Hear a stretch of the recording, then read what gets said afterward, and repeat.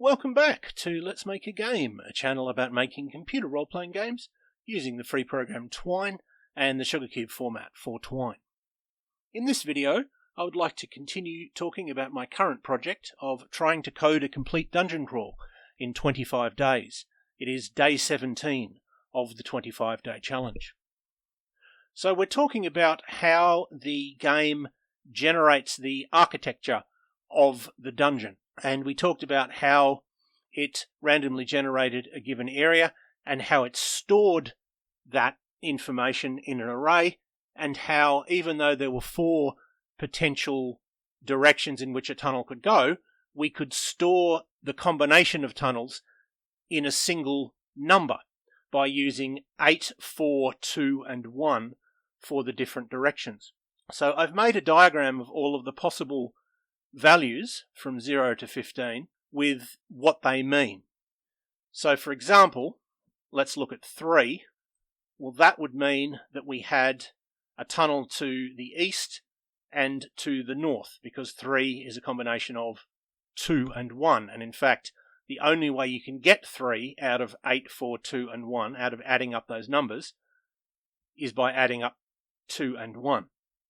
Now, if you've ever studied binary numbers, this pattern might look familiar to you. For example, 9 is a combination of 8 and 1 and doesn't have 4 or 2, and 1001 is the binary number for 9. So having stored this single number, of course, we need to be able to read it.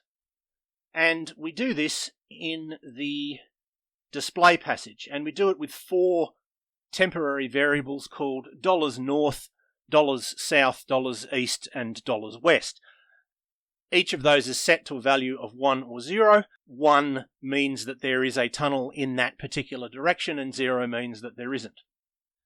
So how do we get the information that's in this diagram? Well, 2 of them are fairly simple, and the other 2 are a little bit more complicated.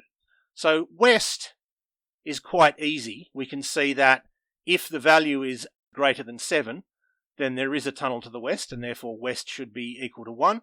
And if the value is less than 8, then there isn't a tunnel to the west, and therefore west should have a value of 0. Z is a number that we've read from the $tunnels array. It's the relevant slot of the $tunnels array, the one that matches the party's current location. The only reason we read into Z rather than just using tunnels party X, party Y, is that we're going to be using that same slot a lot, and it's easier to just have a single character. But we set west to 0, and if Z is greater than 7, we set west to 1. North is similarly fairly straightforward. If it's an odd number, then there's a tunnel to the north, and if there's an even number, there is no tunnel to the north. And so we use this percentage. We set north equal to Z percentage 2. What that means is the remainder when Z is divided by 2. So if you divide any whole number by 2, you'll get a remainder of either 0, indicating an even number, or 1, indicating an odd number. And that is what we want, because we can see that all of the odd numbers are the ones where there's a tunnel going north. South and east, as I said, are a little bit more complicated.